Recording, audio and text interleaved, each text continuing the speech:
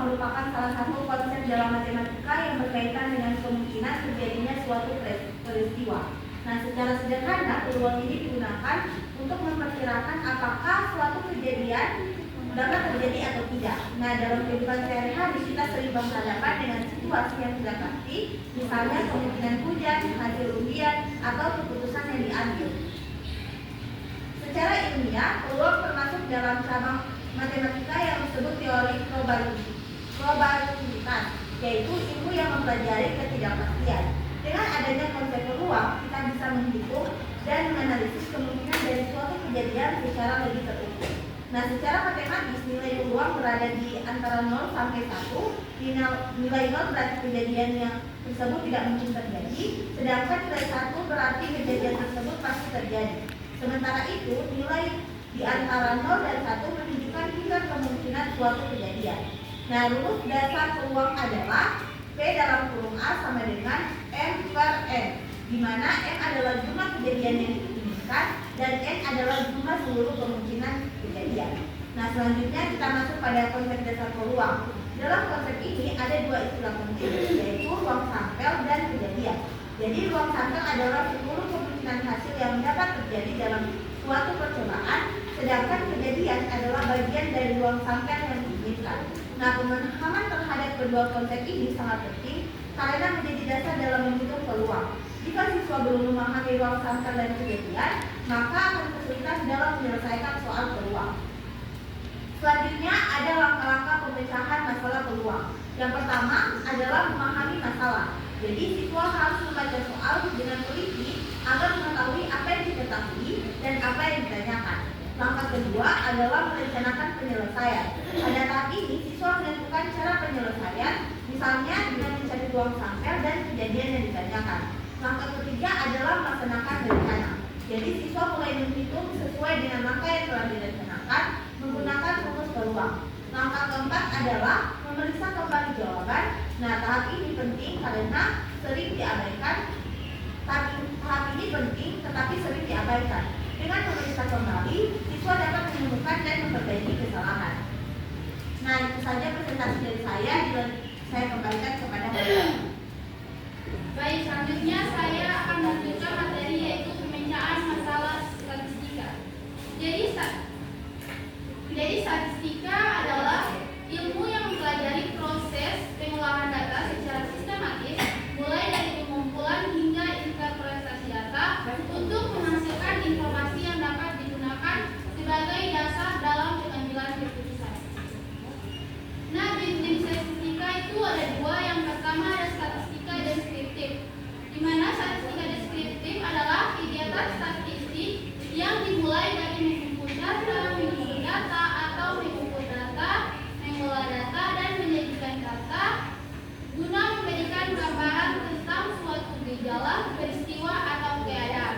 Nah, fokus utama statistik ini menggambarkan data atau fenomena tertentu secara sistematis tanpa membuat generalisasi atau prediksi di luar data yang tersedia. Yang kedua yaitu ada statistika interversial atau statistika induktif. Nah, di mana statistika interversial adalah statistik yang menyediakan aturan atau cara yang dapat digunakan untuk menarik kesimpulan, membuat ramalan, dan penafsiran dan sebagainya. Nah, contoh statistika inferensial yaitu contohnya diambil 15 sampel mahasiswa putri di sebuah sekolah tinggi. Kemudian diukur kadar HB-nya, diketahui rata-rata kadar HB 10,1. Maka bisa disimpulkan bahwa rata-rata kadar HB mahasiswa sekolah tinggi tersebut adalah 10,5. Nah, pada statistika deskriptif ini cara-cara penyajian data dalam bentuk tabel maupun diagram, penentuan rata-rata domain, modus, median, rentang, serta simpanan kasus. Selanjutnya yaitu ada pada teknik ukuran pemusatan data.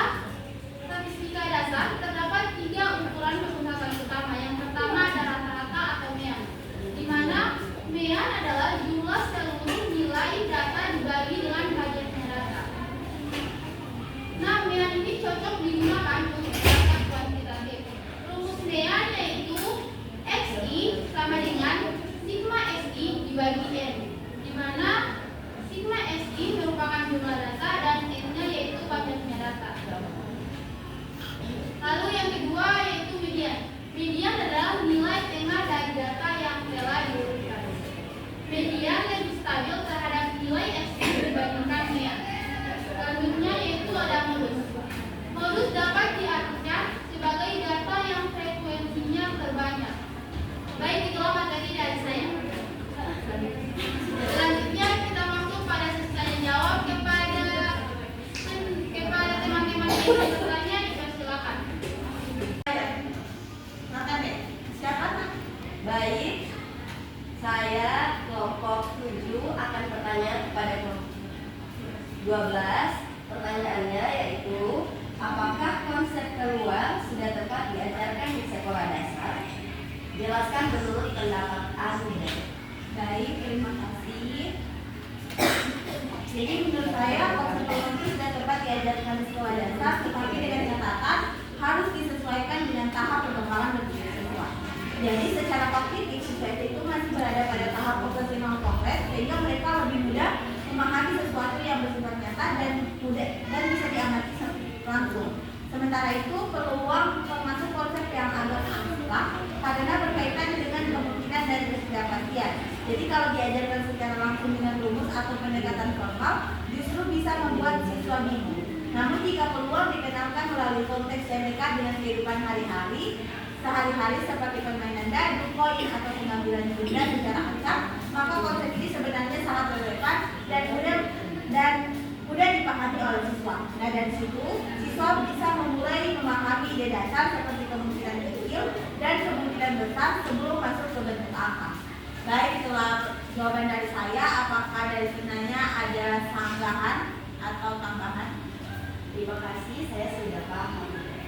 Baik, karena sudah tidak ada lagi yang bertanya, di sini kami akan membacakan